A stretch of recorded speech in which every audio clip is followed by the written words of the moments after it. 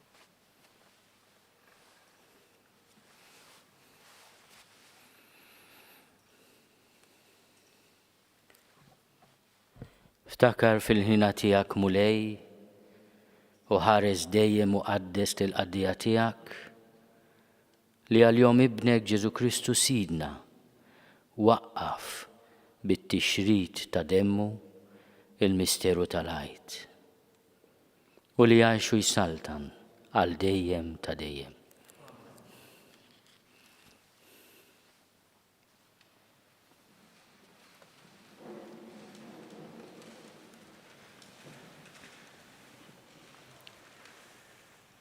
Qari mill-ktieb tal-profeta Eżajja.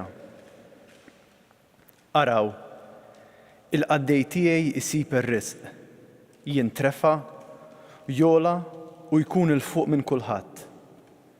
Bħalma ħafna ndexu minnu, għax wiċċu tħassar, donnu ma kienx bniedem, u s-sura tiegħu ma kontx tqis ta' bniedem, hekk qatt jistaġbu ħafna ġnus minħabba fih. Quddiemu islaten jalqu ħalqhom, għax qatt jaraw ġrajja li qatt ma semmiet u jifhmu dak li qatt ma semgħu bih. Min kien jemmen dak li smajna u f'min intwera drieħ il-mulej. Bħal xitla kiber quddiemna u bħal erq minn art nixfa. Ebda sura ma kellu u ebda ġmiel biex inħarsu lejh jew xi sura biex nitaxqu bih.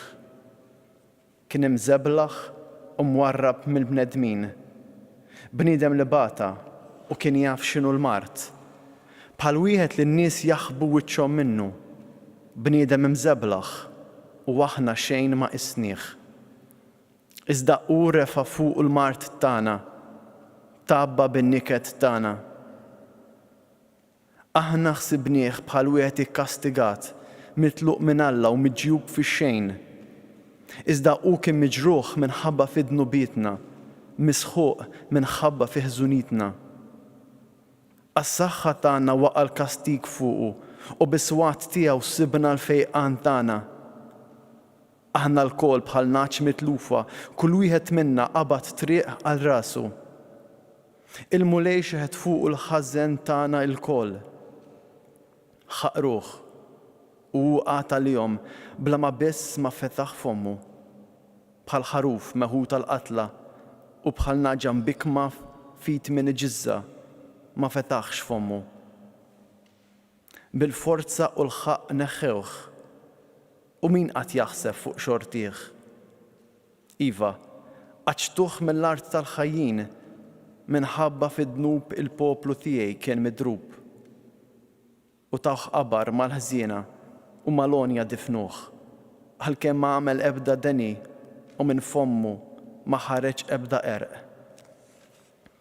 Iżda l-mulej oġbu jaqsu bil-mart, tal-li joffri ruħu b'sagrifiċċju ta' riparazzjoni huwa qatt jara n-nisel u jtawwal jiemu, u r-rieda tal-mulej isseħħ bih.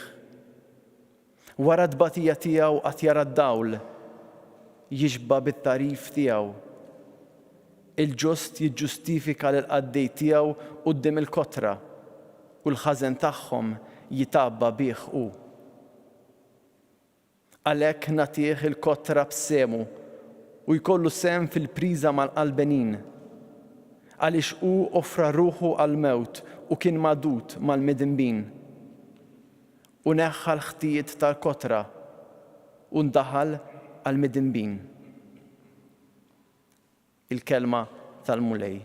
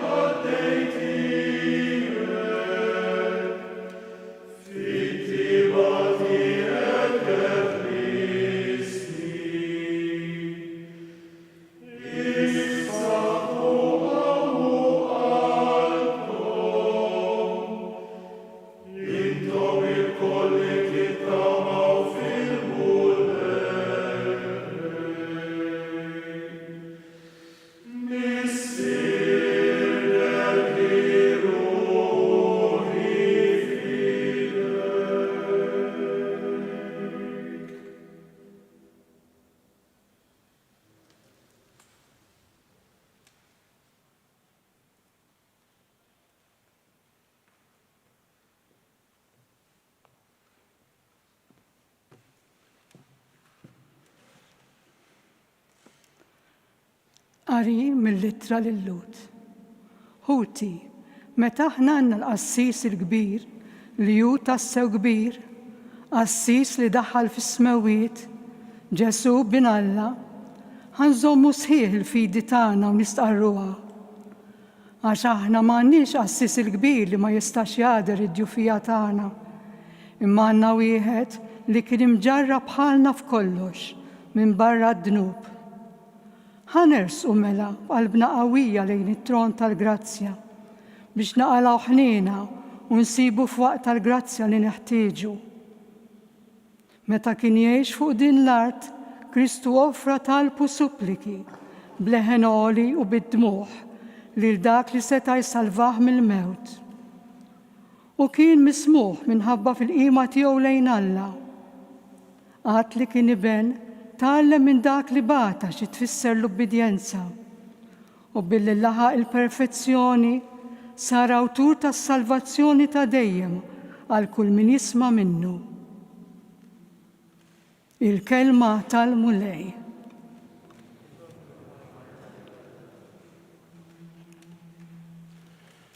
Gloria ut Filii Christus. Gloria ut Filii Christus.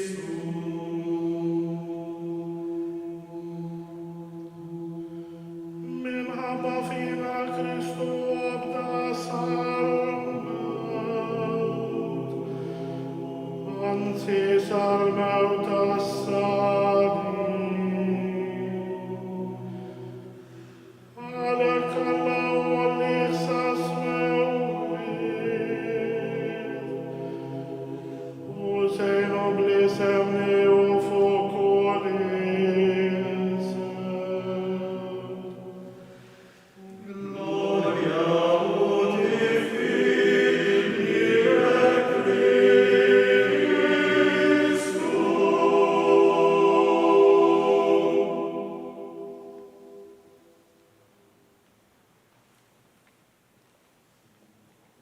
Il-mulej jkun fokkom biex ixxandru kif jixraq l-Evanġelju tal-Passjoni ta' Sidna Ġesu Kristu, l-isem tal-Missier u tal-Iben u tal-Ispiritu Santu.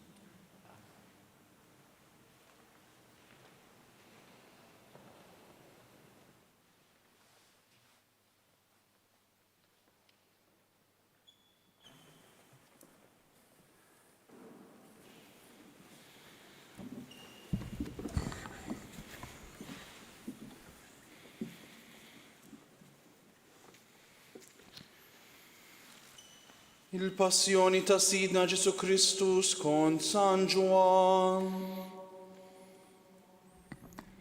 F'dak iż-żmien Ġesu ħareġ mad-dixxipli tiegħu u qasam għan-naħa l-oħra tal-wied ta' Kedron. Hemmhekk kien hemm ġnien u daħal fih mad-dixxipli tiegħu. Ġuda dak li tradih kien jafu l-post, għax Ġesu kien sikwit jinġabar hemm mad-dixxipli tiegħu. Ġuda ħaġa ma' soldati u xi assess mingħand il-qassisin il-kbar u l-Farizej u mar bihom hemmhekk bil-fanali, torċi u armi. Ġesu li kien jaf kull ma kien ġej fuqu mar fuqhom u qalilhom. Lil min qegħdin tfittxu? Huma weġbuh Lil Ġesu ta' Nażaret. u qalilhom. Jiena hu. Ġuda dak li tradih kien hemm magħhom huwa wkoll. Kif Ġesu qalilhom jiena hu, huma resqu lura u waqgħu mal-art. Lil min qegħdin tfittxu? Reġa' staqsihom u huma qalulu. Lil Ġesu ta' Nażaret. Ġesu weġibhom. Qedtilkom li jiena hu. Jekk qegħdin tfittxu lili, ħallu lil dawn imorru. Dan sar biex iseħħ dak li Ġesu kien qal. Minn dawk li tajtni anqas wieħed biss ma tlift. Xmun Pietru kellu sejf, siltu, u darab lil qaddej tal-qassis il-kbir u qatalu barra widintu l-leminija. Dan il-qaddej kien jismu Malku, imma Ġesu qal lil Pietru: Erġa' daħħal is-sejf fl-għan tiegħu. Forsi l-kalċi li tani missieri ma nixorbux. Imbagħad is-soldati u l-kaptan tagħhom flimkien mal-ases tal-lut qabdu lil Ġesu u rabtuh. L-ewwel ħaduh għand Anna billi dan kien missier il-mara ta' Kajfa, il-qassis il-kbir f'dik is-sena. Kajfa kien dak li ta' parir lil Lut ikun jaqbel li bniedem wieħed imut għall-poplu. X'mu Pietru u d-dixxiplu ieħor marru wara Ġesu. Dan id-dixxiplu kien mitla tal-qassis il-kbir u għalhekk daħal fil-bitħa tal-qassis il-kbir flimkien ma' Ġesu. Imma Pietru baqa' barra ħdejn il-bieb. Imbagħad id-dixxipli ieħor li kien mitla tal-qassis il-kbir ħareġ ikellem lill-purtinara u daħħal lil Pietru ġewwa. Il-qadejja li kienet mal-bieb qalet lil Pietru: Int m'intix ukoll wieħed mid-dixxipli ta' dan ir-raġel? U weġiba. Le, minix. Il-qadejja u l-ases kienu kebsu n-nar mill-faħam għax kien il-bart u għadu hemm sħana. U Pietru wkoll qatt magħhom sħana. Il-qassis il-kbir staqsa lil Ġesu fuq id-dixxipli u t-talim tiegħu. Ġesu wieġbu: Jiena tħaddiet fil-beraħ quddiem kulħadd. Għallim dejjem fis-sinagoga u fit-tempju fejn jinġabru l-lut kollha u bil-moħħbi ma qed xejn. Għalfejn qed tistaqsi lili? Staqsi lil dawk li semgħuni x'għedtilhom. Huma jafu x'għedt. Kif għalhekk wieħed mill-ases li kien ħdejh ta' daqqa ta' ħarta lil Ġesu u qallu: Hekk twieġbu lill-qassis il-kbir? Ġesu qallu: Jekk kienet xi ħaġa mis-sewwa urini fejn. Imma jekk qed tissewwa għaliex terfa' jdejk fuqi. Imbagħad Anna bagħat lil Ġesu marbut għand Kajfa, il-qassis il-kbir. X'ħmun Pietru meta kien qiegħed hemm ma' sħana u qalulu: Int m'intix ukoll wieħed mid-dixxipli tiegħu? Imma hu ċaħad u qal: Le, minix. Wieħed mill-qadejja tal-qassis il-kbir li kien jiġi minn dak ir-raġel li Pietru kien qatalu widintu qal: Mela jiena ma rajtekx miegħu fil-ġnien? Pietru ċaħat għal darba oħra u minnu fih idden is-serduk. Imbagħad ħadu lil Ġesu mingħand Kajfa għall-pretorju. Kien filgħodu kmieni. Huma ma daħlux fil-pretorju għax ma ridux jitniġsu biex ikunu jistgħu jagħmlu l-ikla tal-għajt. Pilatu ħareġ barra ħdejhom u qalilhom: X'akkuża għandkom kontra dan ir-raġel? U huma weġbuh: Li kieku dan ma kienx raġel ħażin, aħna ma konniex nagħtuh f'idejk. Pilatu qalilhom: Ħuduh intom u ġġudikaw intom skont il-liġi tagħkom. Imma l-lut qalulu: Aħna m'għandna s-seta noqtlu lil ħadd. Dan ġara biex iseħħ dak li Ġesu kien qal meta fisser kif kellu jmut. Pilatu reġa' daħal fil-pretorju, sejjaħ lil Ġesu u qallu: Inti s-sultan tal-lut? Ġesu wieġeb: Dan qiegħed tgħidu int minn moħħok? Jew kienu oħrajn li qalulek dan fuqi? Pilatu wieġeb: Mela jiena ludi, kien il-poplu tiegħek u l-qassisin il-kbar li tawk f'idejja. X'għamilt? Ġesu wieġeb: Is-saltna tiegħi mhijiex ta' din id-dinja. Li kieku saltnati kienet ta' din id-dinja, l-ases tiegħi kienu jiġġieldu biex ma nagħtax f'idejn il-lut. Imma ta' bilħaq, saltnati mhijiex ta' hawn. Pilatu qallu: Mela int sultan? U Ġesu wieġeb: Int qiegħed tgħidu jien sultan. Jien għalhekk twelidt u għalhekk ġejt fid-dinja biex nixhed għall-verità. U kull min iħobb il-verità jisma' leħni. Pilatu qallu: U l-verità x'inhi? Kif qal dan reġa' ħareġ quddiem il-lut u qalilhom: Jiena ma nsib ebda ħtija fih. Issa intom għandkom id-drawwa li neħilsilkom wieħed fil-għid. Triddunix neħilsilkom lis-sultan tal-lut. Hawn huma mill-ġdid bdew jgħidu u jgħidu: Mhux lil dan, imma lil Barabba. dan Barabba kien brigant. Imbagħad Pilatu ordna li jieħdu lil Ġesu u jagħtuh is-swat. Is-soldati nniżġu kuruna tax-xewk u qedu ilu fuq rasu u libsuh mantar aħmar skur u bdew ġejjin qudiemu u jgħidulu. Is-sliem għalik, ja Sultan tal-Lut. U bdew jagħtuh bil-ħarta. Għal darb'oħra Pilatu ħareġ barra jgħidilhom. Araw, se nġibulkom qudiemkom hawn barra biex tkunu tafu li jiena ma nsib ebda ħtija fih. U Ġesu ħareġ hemm barra, libes il-kuruna tax-xewk u l-mantar aħmar. U Pilatu qalilhom.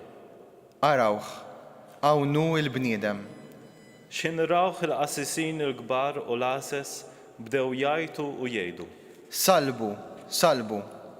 Pilatu qalilhom. Ħuduh u salbuh intom. Jien ma nsib ebda ħtija fih. Il-Lut weġbuh. Aħna għandna liġi u skont din il-liġi għandu jmut għax għamel lilu nnifsu binalla. Meta sema dan Pilatu aktar beża. Raġa daħal fil-pretorju u qal lil Ġesu. Int minejn int? Imma Ġesu ma wieġbu xejn. Għalhekk Pilatu qallu. Li ma tkellimx? Ma tafx li jiena għandi s-seta neħilsek u għandi s-seta nsalbek? Ġesu wieġbu. Ma kien ikollok ebda seta fuqi, kieku ma ġietx mogħtija lilek minn fuq. Għalhekk, min tali li fidejk għandu ħtija akbar. Minn dak il-ħin il-qudiem Pilatu beda jfittex kif jeħilsu. Imma l-Lut issuktaw jgħidu u jgħidu. Jekk teħles lil dan tiksira ma' Ċesari, għax kull min jagħmel lilu nnifsu sultan ikun qiegħed jeħodha kontra Ċesari. Meta semagħhom jgħidu dan, Pilatu ġib lil Ġesu barra u qiegħdu fuq sedja għolja fil-post imsejjaħ Litostrotos bil-ludi Gabbata. Kien jum it-tħejjija tal-għid għal ħabta tas-sitt. Pilatu qal lil-Lut. Araw is-sultan tagħkom. Dawk infexxew jgħidu. Għal-mewt, salbu. Pilatu qalilhom. Jien se nsallab lis-sultan tagħkom? Imma l-qassisin il-kbar weġbuh. Aħna m'għandniex sultan ħlief lil Ċesari. Fl-aħħar tawulhom f'idejhom biex isalbuh. U huma ħadu lil Ġesu. Ġesu refa' s-salib u ħareġ lejn il-post imsejjaħ il-qorrija bil-ludi Golgota. Hemm huma salbuh ma' tnejn oħra, wieħed fuq naħa u Ġesu fin-nofs. Pilatu għamel kitba u waħħala fuq is-salib. Fija kien hemm miktub: Ġesu ta' Nażaret, is-Sultan tal-Lut. Din il-kitba qrawha ħafna Lut, għax il-post fejn salbu lil Ġesu kien qrib il-belt. U l-kitba kienet bil-ludi, bil-Latin u bil-Grik. Għalhekk il-qassisin il-kbar tal-Lut marru jgħidu lil Pilatu. Ma kienx imissek tikteb is-Sultan tal-Lut, imma dan qal jiena s-Sultan tal-Lut. Pilatu wieġeb. Issa li ktibt.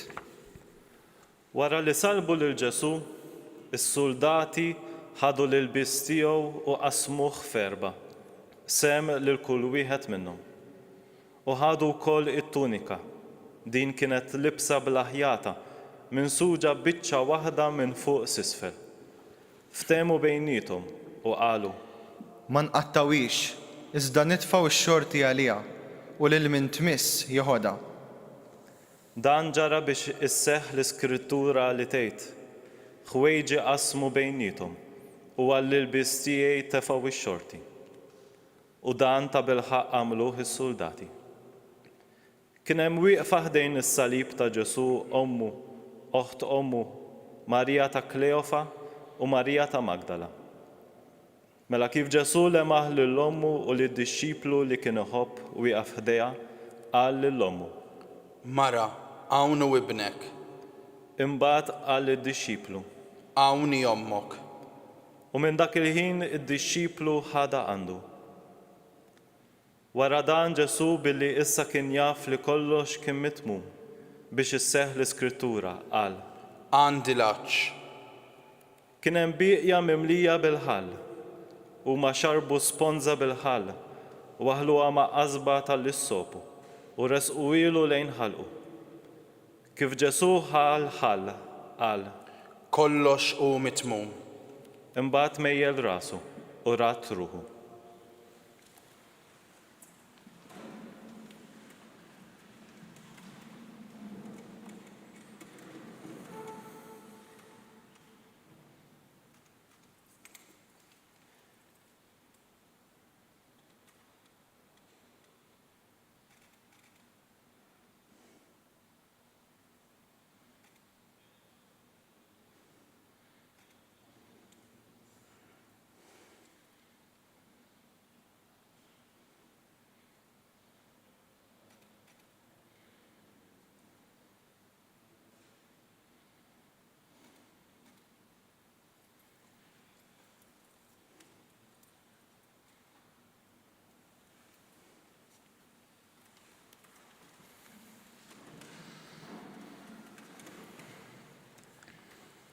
Billi kien jum it-tħejjija tal-Għid, il-Lut ma rridux li f'jum is-Sibt l-ġsma jibqgħu fuq is-salib, għax dak is-Sibt kien jum solenni għalihom. Talbu mela lil Pilatu biex jiksrulhom riġlihom u jneħħu l-ġsma. Għalhekk ġew is-soldati u kisru r-riġlejn tal-ewwel u tat-tieni wieħed li kienu msalbin miegħu. Iżda meta waslu għal Ġesu, billi raw li kien ġa mejjed, ma kisrulux riġlejh. Madankollu wieħed mis-soldati nifidlu ġenbu blanza u minnu fih ħareġ demm u ilma. Dan qiegħed jiġdu minn rabajnejh u x-xhieda tiegħu hija minnha. U jaf li qiegħed jgħid il-verità biex intom ukoll temnu. Għax dan ġara biex isseħħ l-Iskrittura li tgħid: ebda waħda minn għadmu ma jkissrulu. U hemm ukoll kitba oħra fl-Iskrittura li tgħid: huma qed iħarsu lejn min nifdu. Wara dan Ġuseppi minn Arimatija li kien dixxiplu ta' Ġesu bil-moħħbi għax kien jibża mill-Lut, mar u talab lil Pilatu biex jieħdu il-ġisem ta' Ġesu. Pilatu ħallih u hu ġie u ħa il-ġisem tiegħu. Ġie wkoll Nikodemu, dak li qabel kien mar għand Ġesu bil-lejl, u ġib miegħu taħlita ta' morr u sabbara, tiżen xi 100 libra. Dawn it-tnejn ħadu l-ġisem ta' Ġesu u kebbewh bil-faxex tal-għażel bil-fwejjaħ, kif sjoltu jagħmlu l-Lut qabel id-difna. Fejn kienu salbu lil Ġesu kien hemm ġnien, u f'dan il-ġnien kien hemm qabar ġdid li fih kienu għadhom ma difnu lil ħadd. Hemm għedu lil Ġesu, għax kien jum it-tħejjija għall-Lut u għax il-qabar kien fil-qrib. Il-kelma tal-mulej tifir lilek Kristu.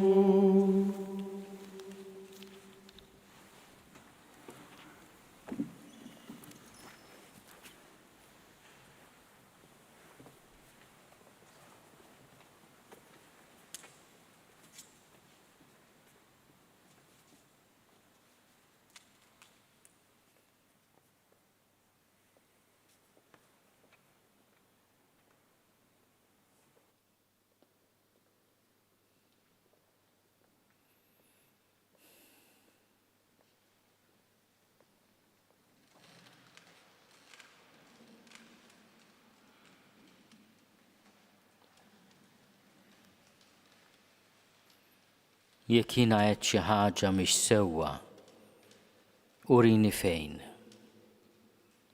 Imma jekk qed tissewwa, għaliex terfa' jdejk fuqi.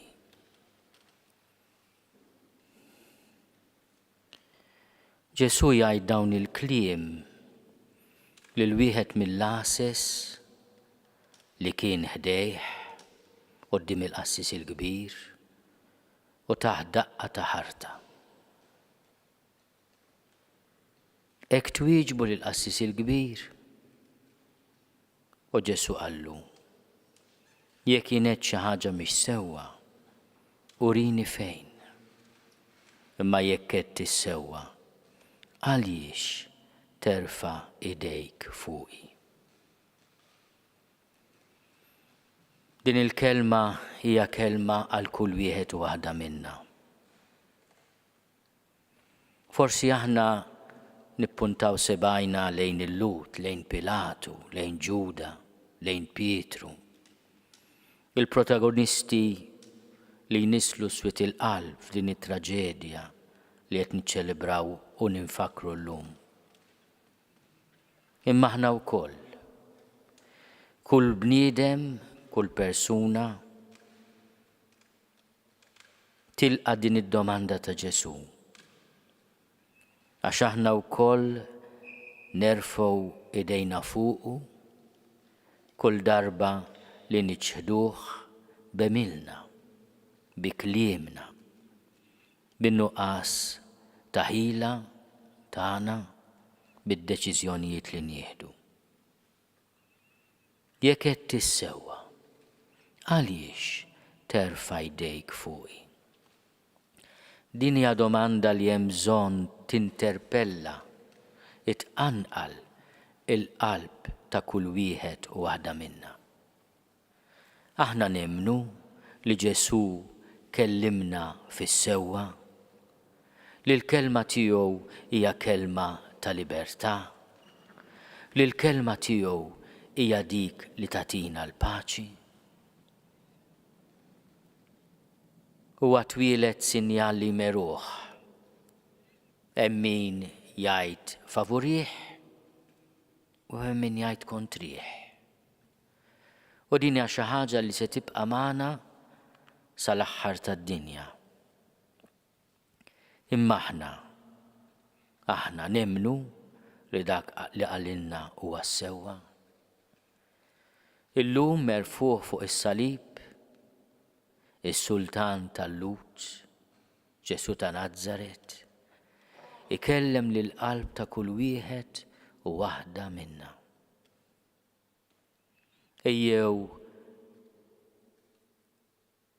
nieqfu u nistaġbu b'tant imħabba. Ejjew nieqfu fis-silenzju. Ejjew naduraw dan il-misteru kbir tal-li ta' Alla magħmul bniedem li ma qatx iqis tiegħu li hu daqs Alla imma tneżża minn kollox. Sar bniedem, obda sal-mewt, anzi sal-mewt tas-salib.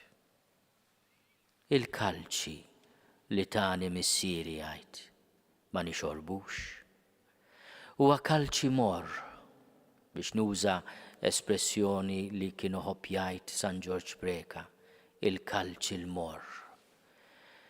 Huwa l-kalċi li fih hemm il-kontradizzjonijiet kollha tagħna. Li għalkemm jista' jkun għandna rida tajba imma dgħajfin.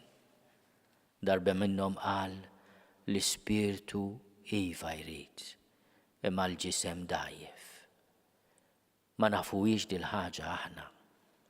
Aħna li nħarsu lejh minn fuq bil-lanza tar-Rumani u bil-biqja ta' qalbna imxaqqa kif inhi nilqgħu id-demm u l-ilma.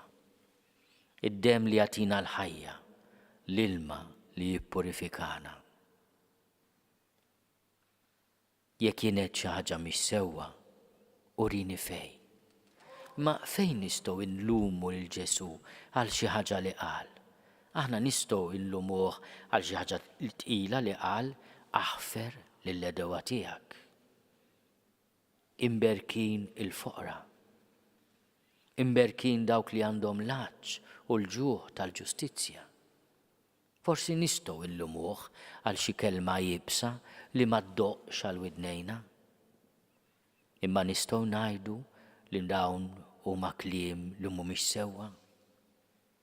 Jekk qed tissewwa, għaliex terfa idejk fuqi. Illum niftakru f'tant minn ħutna li għaddejjin mill-passjoni tagħhom, mill-morda tagħna li qegħdin fuq l-għowda tas-salib li hija s-sodda tal-isptar tar-residenzi tagħna.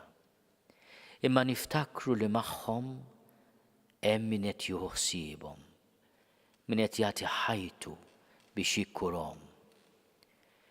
Bħalma il-mulej kellu lill-ommu ħdejh, lill-oħt ommu, lil Marja ta' Kleofa, lil Marja ta' Magdala, lil Ġwanni d-dixxiplu l-maħbub. Hekk ukoll il-morda, il-kroċifissi tagħna llum għandhom min qed jieħu ħsiebhom. Dan huwa l-Kalvarju li aħna ma nistgħux naħarbu minnu dan iż-żmien ta' pandemija. Hemm min qiegħed fuq is-sodda jew is-salib tal-ansjetà, tad-depression, ta' ħtih il-qalb, ta' sofferenza silenzjuża għax ma jafx hemm għalih fil-futur. Aħna qegħdin qrib dawn ħutna. Din il-ġimgħa l-kbira partikolari issejħinna biex nilmħu id-del tal-imsallab kull fejn hemm midbatija. Bħalissa hemm ħutna jerqu fil-Mediterran. Se nsalvawhom illum il-ġimgħa l-kbira? Se nirrispondu l-għajta tagħhom? Jew se nħalluhom jerqu?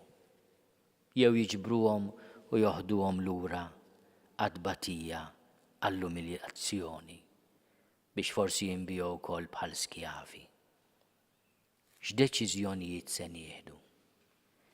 Il-Kalvarju għadu magħna, il-mulej għadu jistaqsina għaliex terfa' idejk fuqi. U hu li qal kull ma tagħmlu mal-iżgħar fost dawn ħuti. Jifhem kif aħna nittrattaw il-xulxin. Forsi jiena inħares li il-kurċifiż b'devozzjoni u b'qima, imma mbagħad inħares lejn lejn oħti b'disprezz. Hemm xi ħaġa li mhix sewwa jekk jiġri hekk. Jekk jien għandi devozzjoni tas-sew u ta' vera li Ġesu msallab, ma nistax ma nqimux f'ħija f'oħti li huma msalbin. Jekk jiena immitt idejja lejn il-pjagi qaddisa tiegħu, ma nistax idejja naħbija u ma mmitx idejja biex indew il-pjagi ta' ħuti. Jekk jien qed tissewwa, għaliex terfa' jdejk fuqi?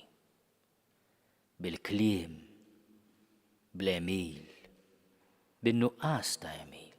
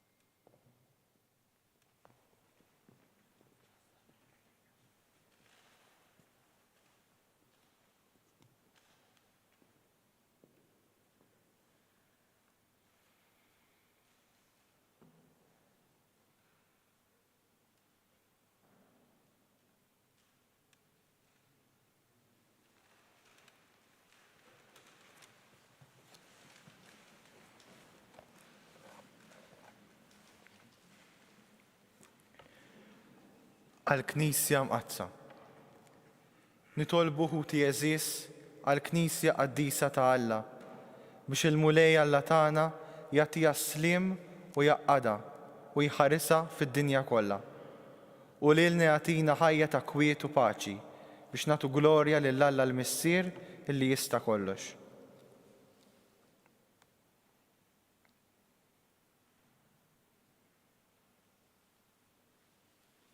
U Alla ta' dejjem li tista' kollox. Inti permezz ta' Ġesu Kristu rejt il-glorja tiegħek lill-ġnus kollha. Ħares fina l-emil tal-ħnina tiegħek biex il-Knisja tiegħek imxerda mad-dinja kollha tibqa' sħiħa sal-aħħar fil-fidi u fl-istqarrija ta' ismek bi Kristu Sidna. Amen. Għal-Papa. Nitolbu wkoll għal-Papa Franġisku biex il-mulej tagħna li jażlu bħala Esqof iħarsu jżommu qawwi u sħiħ għall-Knisja mqazza tiegħu ħalli jmexxi il-poplu qaddis ta' Alla.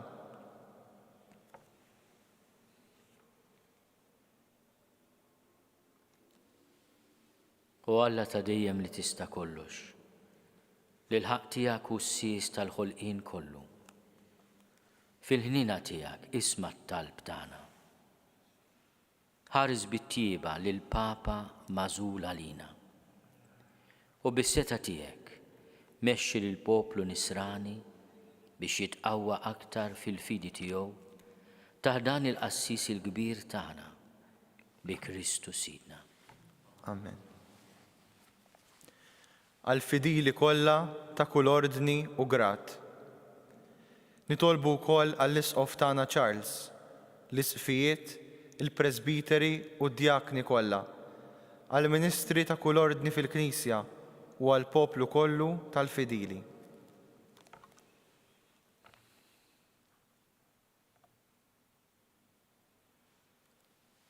U Alla ta' dejjem li tista' kollox. L-Ispirtu qaddis tiegħek iqaddes u jmexxi lill-ġisem kollu tal-Knisja.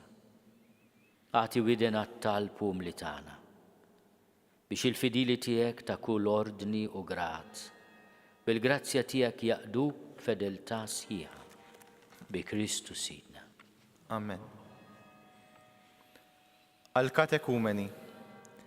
Nitolbu wkoll għal-katekumeni tagħna biex il-mulej Alla jħenna lihom u jiftħilhom qalbhom, jagħtihom il-maħfra ta' dnubietom bil-magħmudija u jagħmilhom membri ta' Sidna Ġesu Kristu.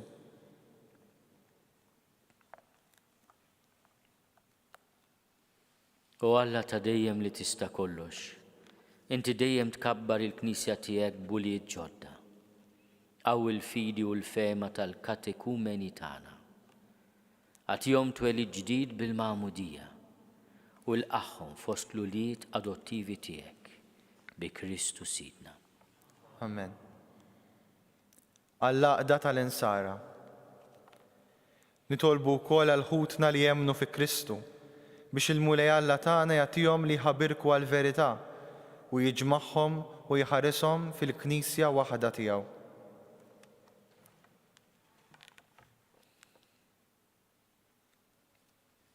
U Alla ta' dejjem li tista' kollox. Inti tiġma' fl-imkien lil uliedek imxerda biex iżommu maquda bejniethom. Fil-ħina tiegħek ħares lejn il-merħla ta' ibnek. Aqgħad fil-fidi waħda u sħiħa lil dawk li huma konsagrati b'magħmudija waħda u orbothom fl-imkien bir-rabta tal-imħabba bi Kristu Sidna. Amen. Għall-Lut. Nitolbu wkoll għall-Lut li lilhom qabel kulħadd waslet il-kelma tal-mulej Alla tagħna. Jagħtihom il-mulej li jimxu l-qudiem fl-imħabba ta' ismu u l-fedeltà mal-patt tiegħu.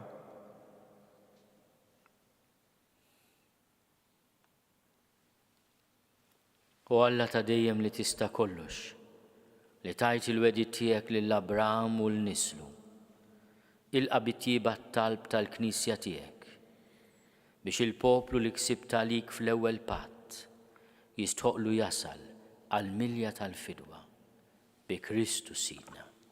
Amen. Għal dawk li ma jemnux fi Kristu.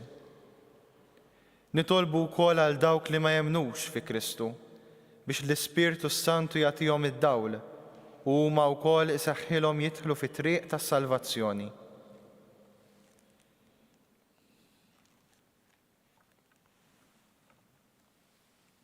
U Alla ta' dejjem li tista' kollox. Nitolbuk għal dawk li ma jemnux fi Kristu, imma jgħixu ħajja sinċira quddiemek. Għamel li huma jarfu l-verità tiegħek u li aħna nħobbu dejjem iżjed lil xulxin u nfittxu li nifhmu sewwa l-misteru ta' ħajtek ħalli nkunu xhieda aktar perfetta ta' mħabbtek. Bi Kristu Sidna. Amen. Għal dawk li ma jemnux f'Alla. Nitolbu wkoll għal dawk li ma jarfux lil Alla biex b'qalb sinċira jfittxu dak li hu sewwa u jistħoqilhom isibu lil Alla nnifsu.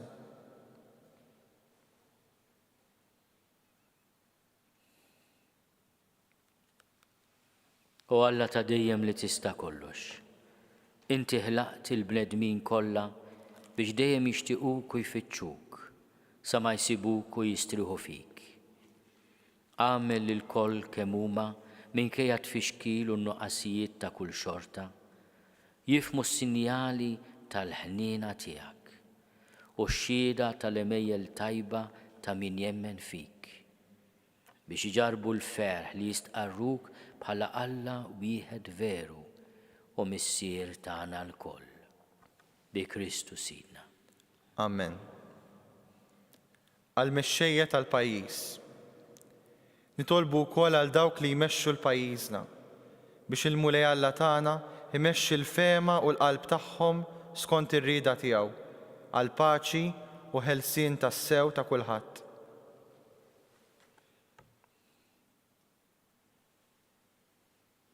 U Alla ta' dejjem li tista' kollox. Fidejk jinsabu l-qlub tal-bnedmin u l-jeddijiet tal-popli.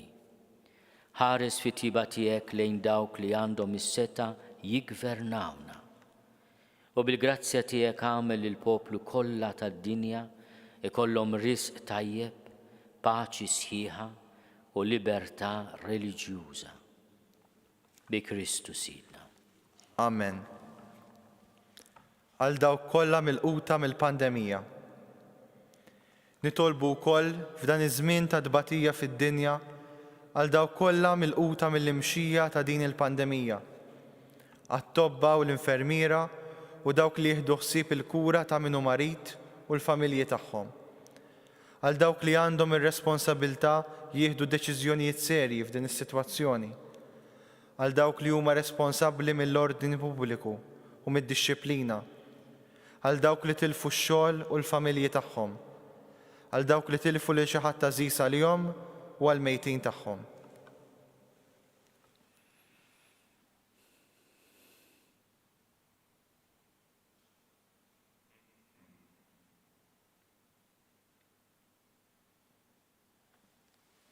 U Alla inti l-mistrieħ tagħna fit-taħbit, il-qawwa tagħna fil-mart u l-faraġ fin-niket.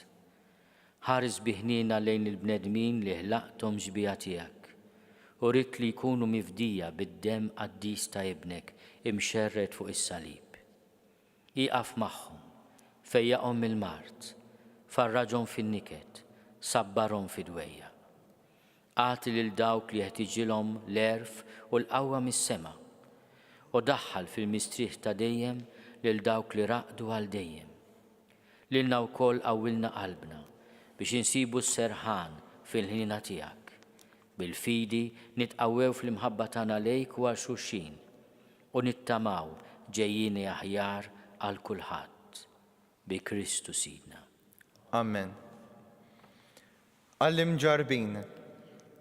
Nitolbu ħuti eżis lil Alla l-missier li jista' kollox biex isaffi d-dinja minn kull talim qarrieq, ibiet il-mart, jeqret il-ġuħ, jiftaħ il-ħabsijiet, iħoll l-irbit tal-jasar, jagħti vjaġġ tajjeb lil min isifer, irreġġa lura lil min unbiet minn daru, lil morda jroddilhom saħħithom u jagħti s-salvazzjoni lil moribondi.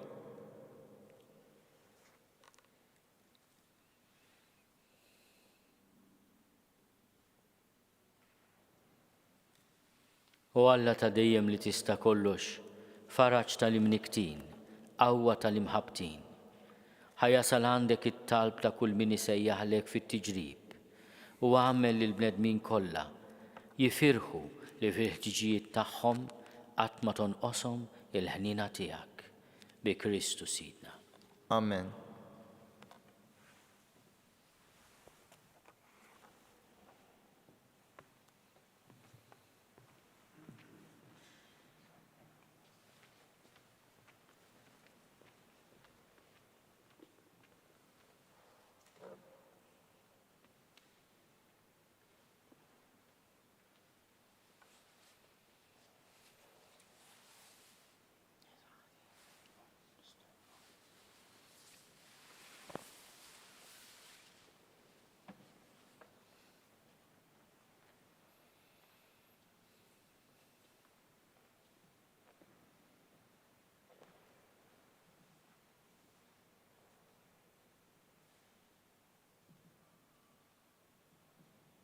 Naraw lodata salib li fuq ġim sallab is-Salvatur tad-dinja.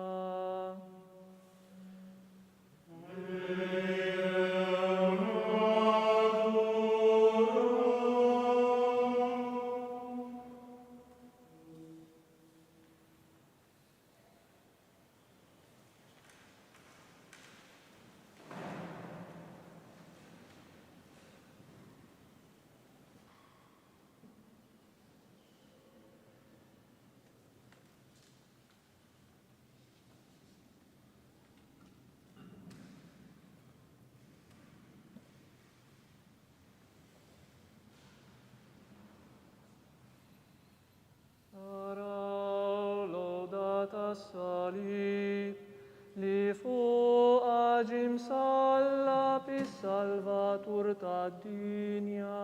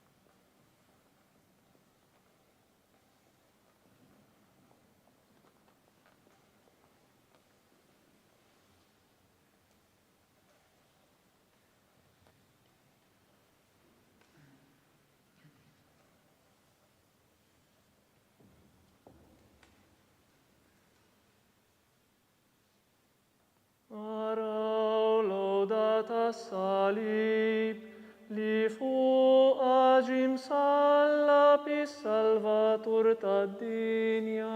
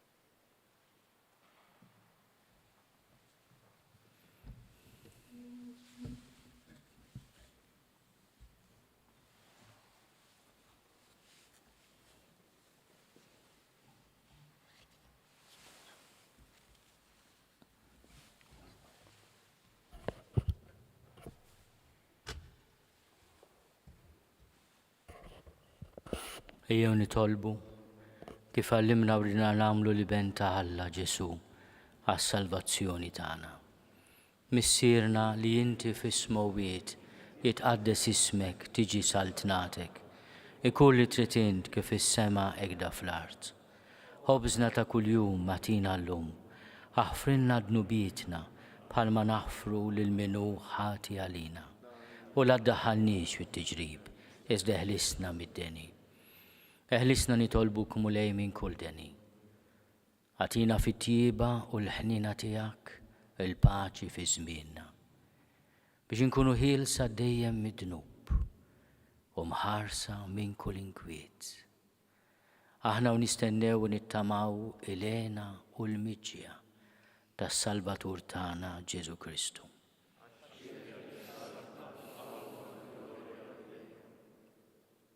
Mulej Ġesu Kristu nitolbok li din itqarbina bil-ġisem u d-dem tiegħek ma tkunx il-kundanna tiegħi. Iżda l-ħnina tiegħek tkun għalija l-ħarsien u l-fejqan ta' ruħi u ġismi.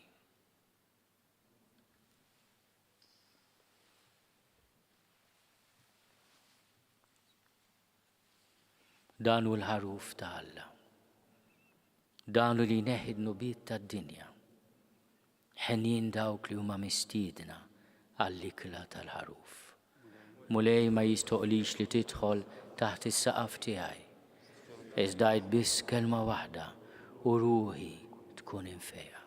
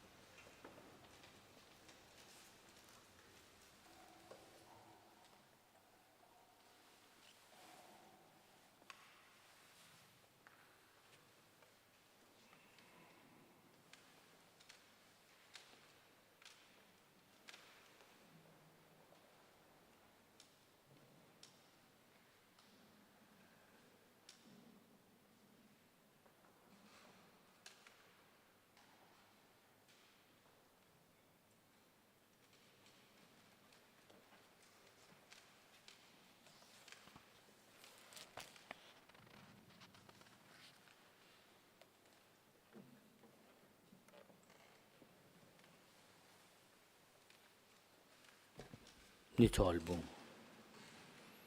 O Alla ta' dejjem li tista' kollox, inti fdejtna bil-mewt qaddisa ta' Kristu ibnek u bil-qawmin tiegħu għall-ħajja. Ibqa' ħares fina dan l-emil tiegħek ta' ħniena biex bis-saħħa ta' dan il-misteru li fih ħadna sehem ngħixu dejjem marbuta miegħek bi Kristu Sidna. Il-lejla fis-seba' fuq TVM2 tixxandar il-Via Crucis li se nagħmel fil-ġonna tas-Seminarju tal-Virtu. Nistedinkom tingħaqdu miegħi aħna nkomplu nimmeditaw fuq il-passjoni u l-mewt tas-Sinjur tagħna Ġesu Kristu. Dan il-poplu tiegħek mulej fakkar bil-ġieħ kollu il-mewt ta' ibnek. B'tama sħiħa fil-qawmin tiegħu għall-ħajja. Ixħed fuqu kotra ta' barka u għatih il-maħfra u l-faraġġ. Qawwih fil-fidi mqazza u wettqu fil-fidi ta' dejjem bi Kristu Sidna.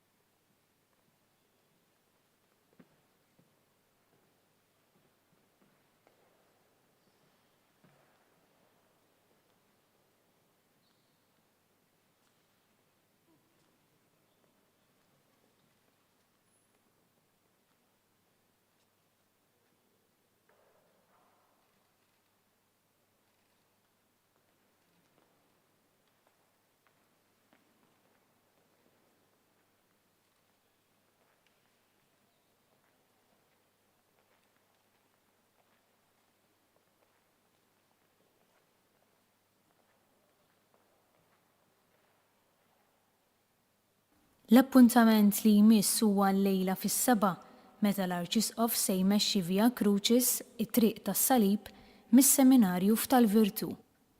It-test ta' dan il-mument ta' talb tistgħu issibuh online fuq il-website soter.knisja.mt. Insellmilkom.